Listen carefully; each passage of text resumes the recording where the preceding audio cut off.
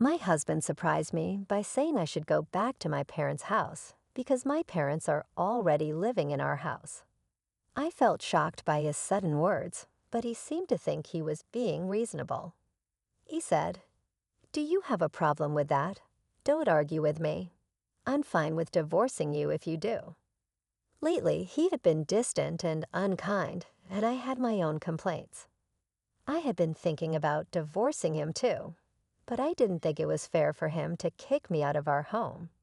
I thought to myself, I'm the one paying $1,800 for our expenses. Does he even remember that? As I looked at him in shock, he got angry and said, "Leave this house now. My parents won't feel good if you're here." I didn't really get why I had to go, but I said, "Okay, I'll take all my stuff with me." Once I agreed, he seemed happy and said, "Then do it," and walked away. Right away, I called a shop to sell my things. My name's Emily, and I live with my husband Robert, who's 5 years older than me. We met through mutual friends, and our first hangout turned into spending the whole day together. Robert mentioned he wanted to be a voice actor, and I was impressed by his deep voice. I've always liked soothing voices, so I felt drawn to him. It seemed like he felt the same because we exchanged numbers and decided to hang out more. Before we knew it, we were dating, even though we never really talked about it. I had just graduated from college and started working, so dating someone more mature seemed exciting. My friend Ashley was worried about the 5-year age gap, but I reassured her that it wasn't a big deal. I liked Robert a lot, and he felt the same about me, so I wasn't concerned. Eventually, Ashley agreed, trusting my judgment. Robert and I dated for about 3 years, and then he brought up the idea of getting married. I had already told my parents about him and his age, so they were excited to meet him.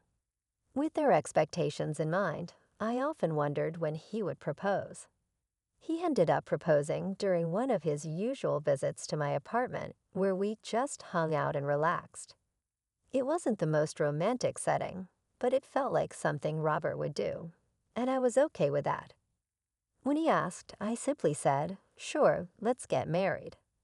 So maybe we were both a little casual about it. After that, we visited each other's parents, but I didn't really connect with Robert's parents. When we went to Robert's family home, it was filled with what looked like old-fashioned items, but they seemed to be fake. When we met Robert's parents, they were wearing expensive clothes and lots of flashy jewelry. They seemed like they were trying too hard to look rich. Our tastes and values were very different, and I didn't think we would get along. Robert's mom even made a rude comment about my appearance, which hurt my feelings. I was surprised that the parents of the man I wanted to marry acted like this. But in the end, it's Robert and I who are getting married.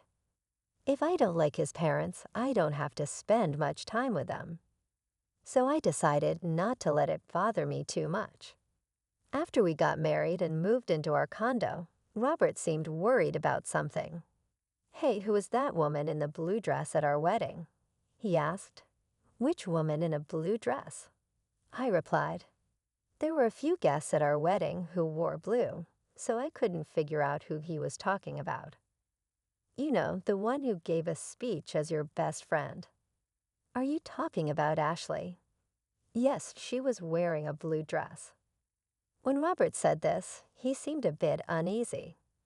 "What's wrong with Ashley?" I asked, confused by his reaction. "Oh, it's not a big deal. The other day, I thought I saw someone who looked like her when I was going to work." That's when I remembered she gave a speech as your best friend at the wedding. I was confused by Robert's sudden interest in Ashley and his flustered demeanor, but he just laughed it off and went to his room before I could ask more. A little while later, Ashley called me with some news. "Listen, Emily, my boyfriend's coming back to the U.S. next year." Ashley had been dating her boyfriend since high school. They'd known each other since elementary school, but he moved away in middle school. They kept in touch through letters, and finally reunited in high school when he confessed his feelings for her. I always loved hearing Ashley's love stories.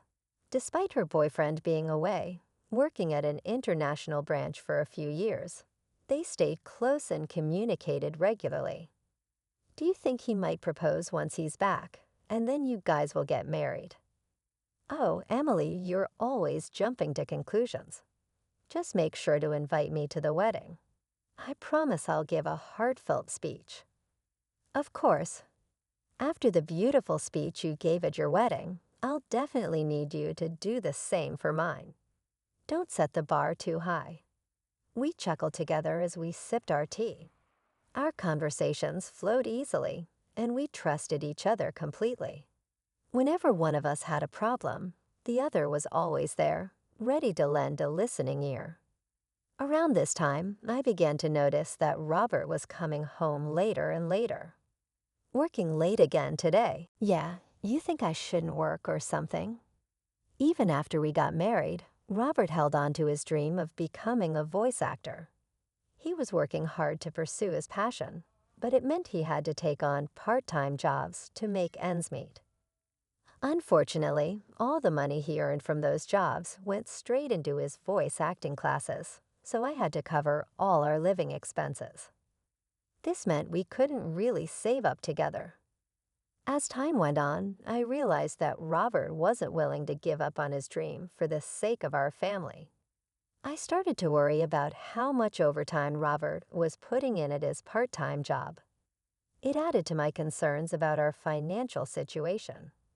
Hey, haven't you been working too much lately? They shouldn't be making you do so much overtime, even if it's just a part-time job. I told you I'm fine. More money is always better. Just keep your opinions to yourself. By then, Robert had stopped using my name and just called me you. When we got married, I thought he would speak to me kindly and more often, but it seemed like harsh words were all I heard from him. His once gentle voice had turned rough, and he started drinking a lot. Sometimes his voice even sounded hoarse, which worried me because voice acting requires a healthy throat. But it seemed like he didn't want to hear about it. He started avoiding talking to me, and eventually he would ignore me even when we were in the same room. That's when Ashley called me. She said she had something important to discuss, so I suggested we meet up since I had my own worries. We decided to meet at a Coke booth so we could talk. Ashley seemed really cautious and picked a room where she could see the counter and staff from the door. You chose this room specifically? Yes, I wanted a spot where the staff could see if there was a suspicious person outside our door. A suspicious person? Is that related to what you wanted to discuss? Ashley nodded in response to my question. She had been feeling like someone was following her ever since she left her job about a month ago. Now she even felt followed on her days off. The reason she chose a room where the staff could easily see was that she thought the person stalking her might try to eavesdrop on our conversation. Did you talk to the police about it? I tried, but since there's no actual contact, they can't do much. What about your boyfriend? He's coming back in a month. I thought I'd discuss it with him too, but I wanted to first talk to you. Someone close by, I see.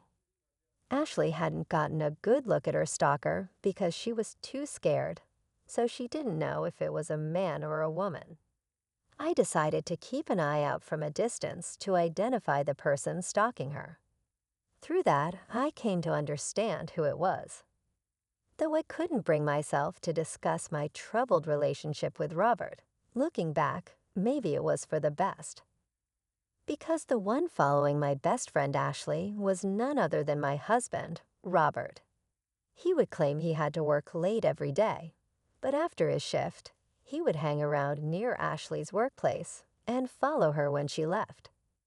I couldn't believe that the person scaring Ashley was someone so close to me.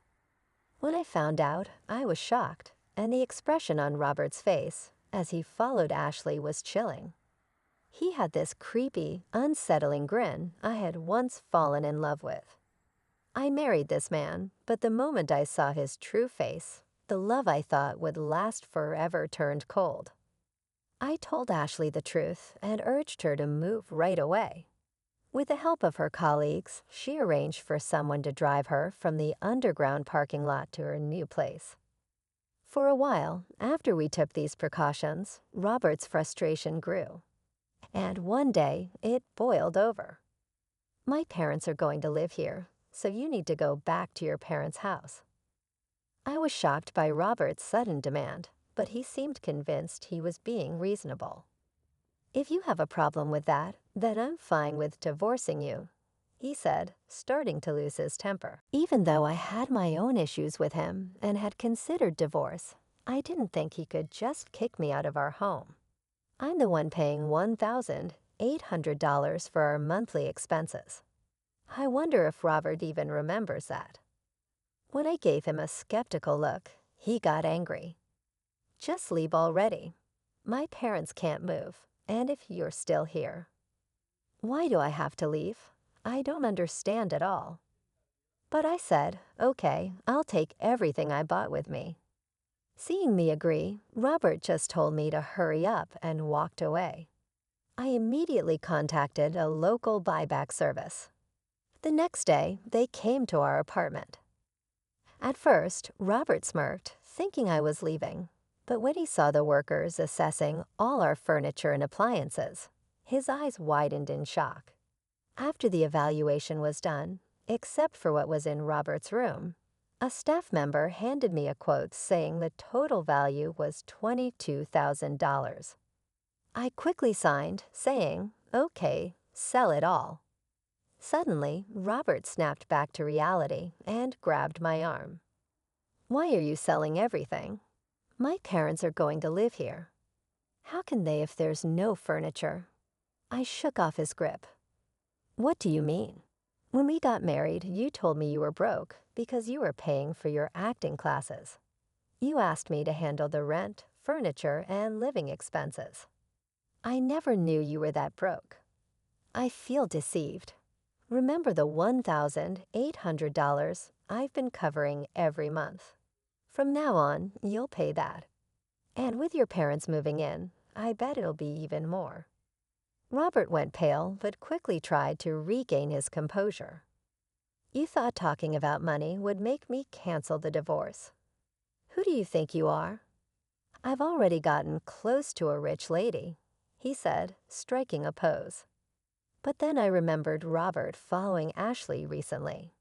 If what he considered getting close was his stalking behavior, then he was seriously deluded. Ashley came from a wealthy family. Her grandfather was a businessman, and now her father had taken over. Ashley truly was the perfect heiress, but she didn't flaunt it. She spent money like me and our friends, and no one judged her based on her family's wealth. However, Robert seemed to have found out about Ashley's wealthy background and decided she'd be a better match. Could he possibly think that if two people are the same age, the wealthier one is better? That infuriated me, but Ashley would never marry Robert. Her high school boyfriend, who she'd been dating for years, was coming back to the States soon. They would likely get married. I mentioned how Ashley felt really creeped out because someone had been stalking her every day. When Robert heard that Ashley found him creepy and that they weren't close, he was shocked. "I always walked Ashley home," he said. "You're lucky I didn't call the police," I replied, "but I didn't know she had a boyfriend. He's been away. She picked me over someone she doesn't know.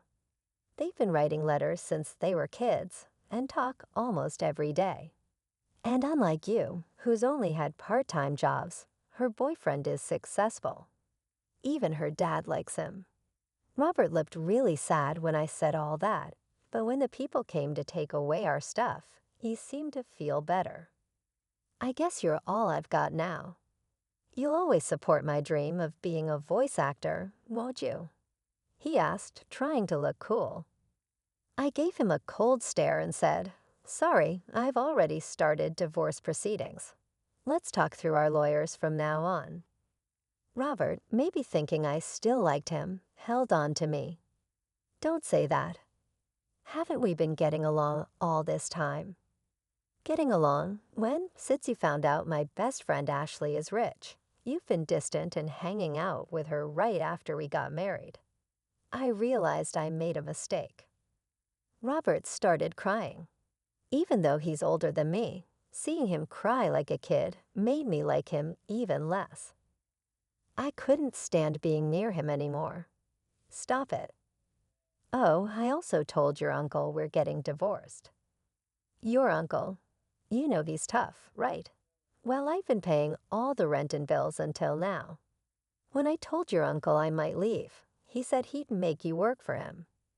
That means I can't keep studying voice acting. You hardly practice anyway. Maybe it's time to face reality. And if you go near Ashley again, I'll call the police. Goodbye. I left, determined not to turn back. For now, I'll stay with my parents, but I might move closer to work if I find a good place. As for Robert, his uncle made him work at his company, just like he said he would. Then Robert's parents, who were planning to live off him after he married Ashley, also moved in. They all ended up working for the uncle. It seems like taking advantage of people runs in their family. I'm just glad I got away from that toxic situation. Age doesn't matter much, but I'll be more careful choosing my next partner. On a brighter note, after things settled with Robert, Ashley invited me to her wedding. She introduced me to her long-term boyfriend, and I truly wish them happiness. My marriage didn't work out, but I hope Ashley's lasts a long time.